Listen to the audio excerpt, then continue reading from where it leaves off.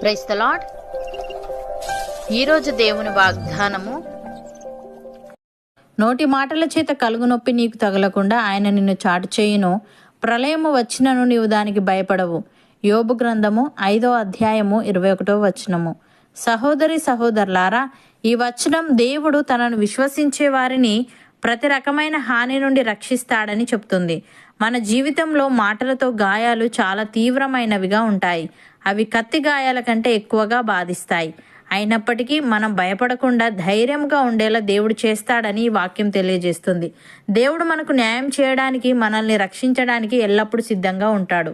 జనం మన గురించి చెడుగా మాట్లాడినప్పుడు లేదా మన పేరు చెడగొట్టడానికి ప్రయత్నించినప్పుడు దేవుడు మనలను ఆ మాటల ప్రభావం నుండి కాపాడుతాడు.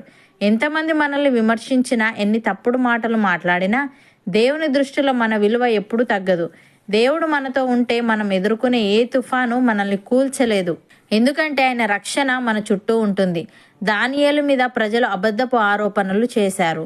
వారు రాజును మోసం చేసి అతన్ని సింహాల గుహలో వేయించారు. కానీ దేవుడు సింహాల నోర్లు మూసి దానియేలు ప్రాణాన్ని కాపాడాడు. అలాగే యోసేపును పోతిఫర్ భార్య అబద్ధపు ఆరోపణతో నిందించింది. అతడు నిష్కల్మషుడైన జైలుకు వెళ్ళాడు. కానీ దేవుడు అతన్ని మర్చిపోలేదు.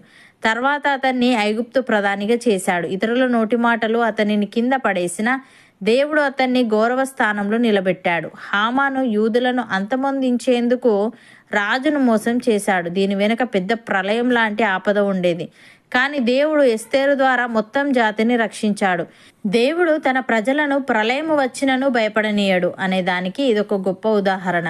ప్రియులారా, మన జీవితంలో 2 రకాల నొప్పులు ఉంటాయి.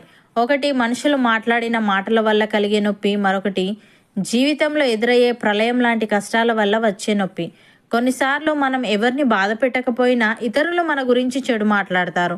ఆ మాటలు మన హృదయాన్ని గాయపరుస్తాయి. అలాగే కొన్ని సమయాల్లో జీవితం తుఫానులా మారుతుంది. ఆర్థిక సమస్యలు, కుటుంబ కలహాలు, వ్యాధులు, ఆందోళనలు, భయాలు, ఇవన్నీ ప్రళయం లాంటి పరిస్థితులు. కానీ దేవుడు మనకు ఒక గొప్ప వాగ్దానం ఇస్తున్నాడు. నోటి మాటల చేత కలుగు నొప్పి నీకు తగలకుండా నేను నిన్ను చాటు చేస్తాను అని. ప్రియులారా, ఇది మాటల గాయాల నుండి, ప్రళయం లాంటి పరిస్థితుల నుండి దేవుడు మనలను కాపాడుతానని మనకిచ్చిన రక్షణ వాగ్దానం. ఆయన వాగ్దానం ఇచ్చాడు కాబట్టి ఆయన మన చుట్టూ కనబడని కవచంలా నిలుస్తాడు. భక్తుడు ఈ విధంగా అంటున్నాడు, నా ప్రాణము సింహముల మధ్యనున్నది, కోపోద్రేకుల మధ్యను నేను పండుకొనుచున్నాను. వారి దంతములు శూలములు, అవి అంబులు, వారి నాలుక వాడిగల కత్తి. దేవ, ఆకాశము కంటే అత్యున్నతుడుగా నిన్ను కనపరుచుకొనుము. నీ ప్రభావము సర్వభూమి మీద కనబడనిమ్ము. నా అడుగులను చిక్కించుకొనుటకై వారు వలయొడ్డిరి. నా ప్రాణము కృంగి ఉన్నది. నా ఎదుట గుంట త్రవ్వి దానిలో తామే పడిరి. నా హృదయం నిబ్బరముగానున్నది. దేవా, నా హృదయము నిబ్బరముగానున్నది. నేను పాడుచూ స్తుతిగానము చేసేదను అని. సహోదరి సహోదరులారా, మహోన్నతుని చాటున నివసించువాడే సర్వశక్తుని నీడను విశ్రమించువాడు.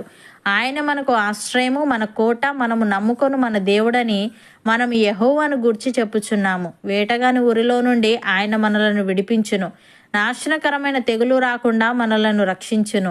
ఆయన తన రెక్కలతో మనలను కప్పును. ఆయన రెక్కల క్రింద మనకు ఆశ్రయము కలుగును. ఆయన సత్యము కేడమును డాలునై ఉన్నది. నమ్మిన వారు నాతో పాటు ప్రార్థనలో ఏకీభవించండి.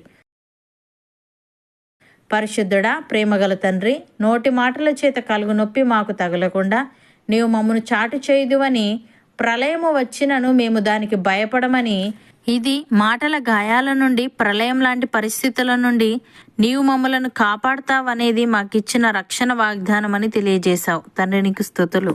దేవా, ఎంతమంది మమ్మల్ని విమర్శించినా, ఎన్ని తప్పుడు మాటలు మాట్లాడినా నీ దృష్టిలో మా విలువ ఎప్పుడూ తగ్గదు గనుక నీవు మాతో ఉంటే మేము ఎదుర్కొనే ఏ తుఫాను మమ్మల్ని కూల్చలేదు గనుక నీకు కృతజ్ఞతలు చెల్లిస్తూ మేము నీ చాటున నివసించుచు నీ నీడను విశ్రమించే వారంగా ఉండుటకు సహాయము దయచేయమని, నీవే మాకు ఆశ్రయము, మా కోట, మేము నమ్ముకొను మా దేవుడని మేము నిన్ను గూర్చి చెప్పుచున్నాము గనుక వేటగాని ఊరిలో నుండి మమ్మలను విడిపించి నాశనకరమైన తెగులు రాకుండా మాలో ప్రతి ఒక్కరిని నీవే రక్షించమని, ఆకాశము కంటే అత్యున్నతుడుగా నిన్ను కనపరుచుకొనుచు నీ ప్రభావము సర్వభూమి మీద కనబడనివ్వమని యేసుక్రీస్తు నామమున ప్రార్థిస్తున్నాము తండ్రి.